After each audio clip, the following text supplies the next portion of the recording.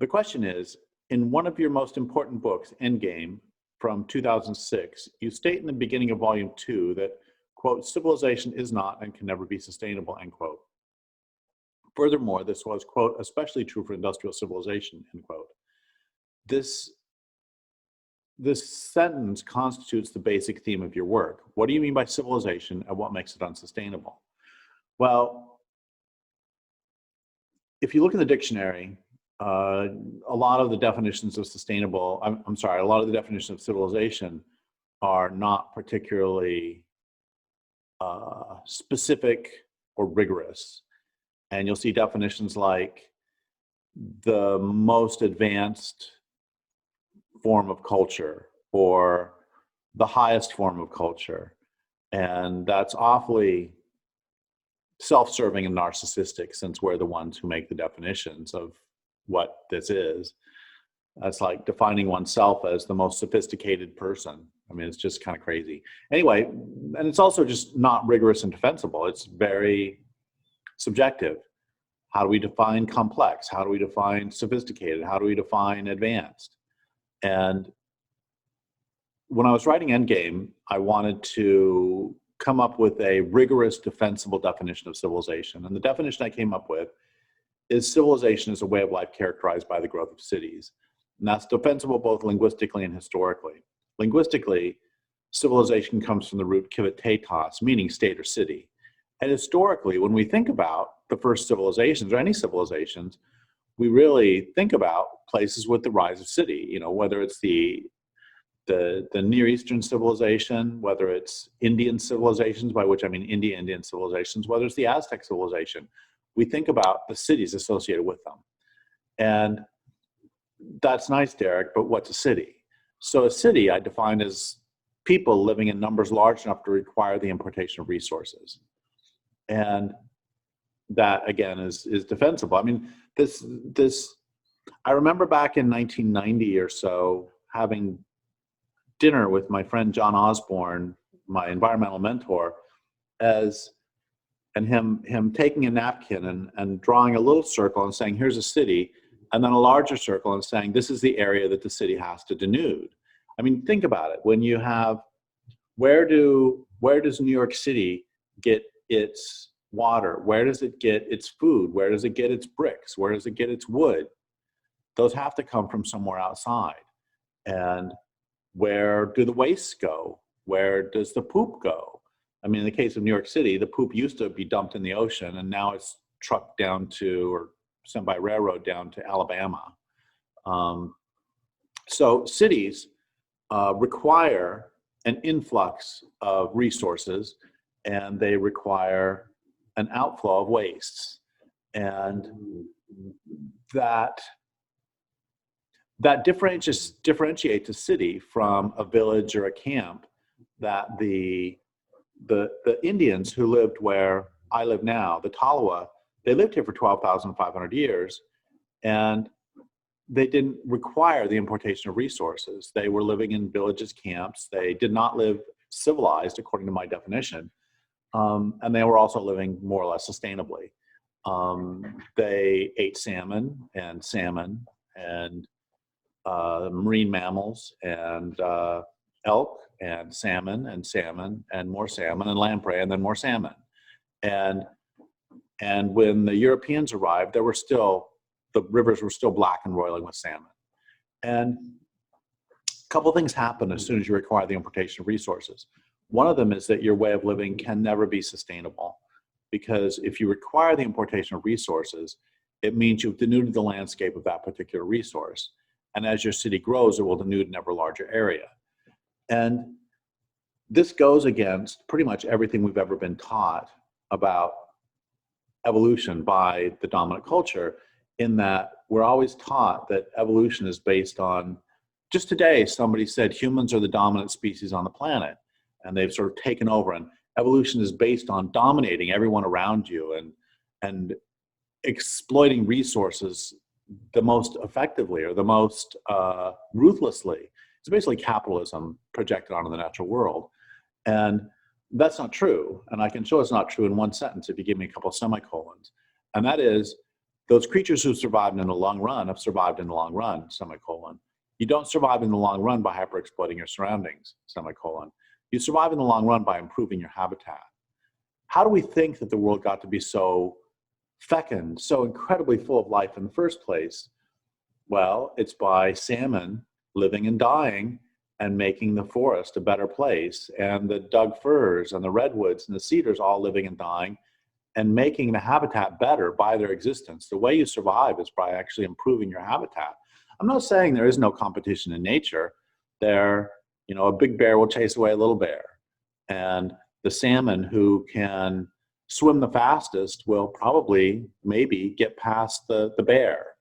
And so there is that sort of competition, but it's all based in this context of how does your community help improve habitat. Anyway, back to civilization. The civilization can never be sustainable because it's based on converting the living land base, the productivity of the land base, all into human use, which harms the land base.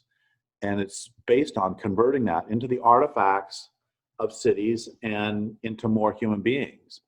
And the good news from the civilization perspective is that as your city grows, well, the bad news is that as your city grows, you're denuding an ever larger area. And the good news from the city's perspective is that you have more humans and you've converted the land base into weapons of war, and now you can go conquer other people. And the second part of this is that if you require the importation of resources, one, again, your way of life will never be sustainable because you're harming the land base. And even if you harm it a little bit, if you harm it a little bit every year, after 100 or 500 years, you will see, the land base will be destroyed, as we see in the Near East. Iraq was originally a cedar forest so thick the sunlight never touched the ground. I think you can see a couple trees there now, maybe. Anyway, the point is that something else happens too, which is if you require the importation of resources, your way of life must be based on violence. Because if you require the importation of resources, trade will never be sufficiently reliable. Because if you require the importation of resources, and the people in the next watershed over won't trade you for that resource, you will take it. And because you require it. It's not that this is not trading shells for buffalo robes. This is not trading things you don't need. This is trading for requirements, which means you'll take them. And so no, it can never be sustainable, and it must be based on conquest. It's like Stanley Diamond, the anthropologist, said, civilization originates in conquest abroad and repression at home. So that was the first question. The second question is, are you still convinced that we're on this path to self-destruction? And yes, even stolid scientists are saying that the oceans could be devoid of fish by 2050. And I see no evidence that the destruction of the biosphere is slowing. In fact, every biological indicator is going the wrong direction. And we can't even have sane discussions about it, much less do anything about it. Discussions of what oil and coal are doing to the planet lead inevitably to, well, let's just replace them with industrial wind and industrial solar, which A, doesn't replace them, but instead adds on top, and B, couldn't replace them anyway because of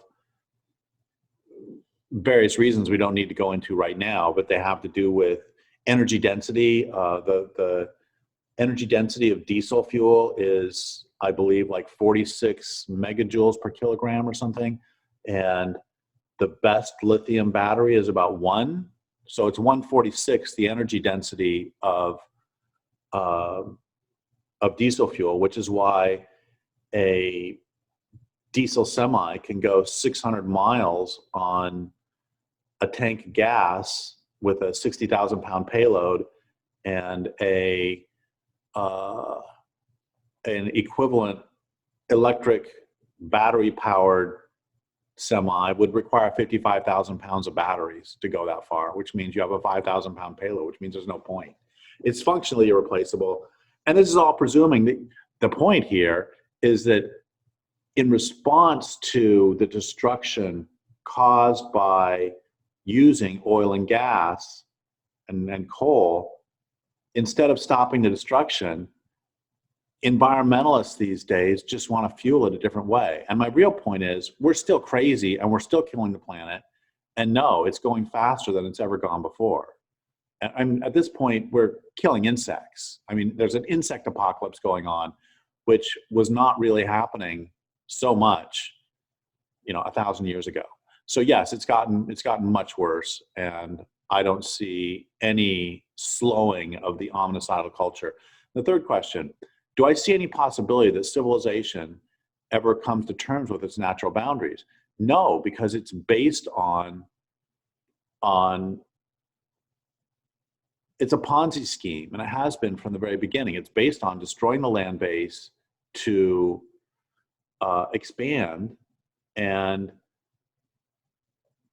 because it keeps destroying land bases, it must keep expanding. That will not work on a finite planet. And what will happen is the same thing that's happened with every civilization in the past, which is it will collapse. And it cannot functionally stop expanding, which is one reason why when people talk about population, and yes, there's too many human beings on the planet, and there's too much, and the carbon footprint or the ecological footprint of these humans is too great, especially for industrial humans. But that doesn't alter the fact that when we talk about population, usually our conversation about that is every bit as crazy as every other bit of discourse in this society, in that when people think about overpopulation, usually what they're talking about is poor little brown children in Mexico City or somewhere. And yet, when the population of Russia or Japan, industrialized nations, starts to go down, as it should, then they get all worried and they start having sex holidays, which is holidays where you don't go to work and you're supposed to stay home and have sex so that they can have more babies. So, I know we didn't ask about overpopulation, but overpopulation really fundamentally based on refusal to acknowledge limits, which one of the natural boundaries. We have too many people on the planet in great measure because, or in part because, we refuse to acknowledge ecological or biological limits on our expansion. And I could stop overpopulation just like that with no draconian measures. That's because more than half of the children who are born currently are not actively wanted. So all we need to do is to give women absolute reproductive freedom. And what do you know? Women who have choice over their own body normally want to not have 12 children. And so the point here is that we can stop overpopulation very quickly without doing anything terrible. The problem is that in order to do that, we only have to take on the Abrahamic religions and patriarchy in general, and also capitalism's growth imperative. So ain't gonna happen. So my point is, no, I don't see us acknowledging limits soon. In fact, when people try to curb off-road vehicle use, which is just toys for adults, people get very, very upset. We want no limitations on our behavior. And for crying out loud, they want to expand to Mars. And if you say that's a bad idea, then you're viewed as a crazy person. So yes, this culture will not voluntarily stop.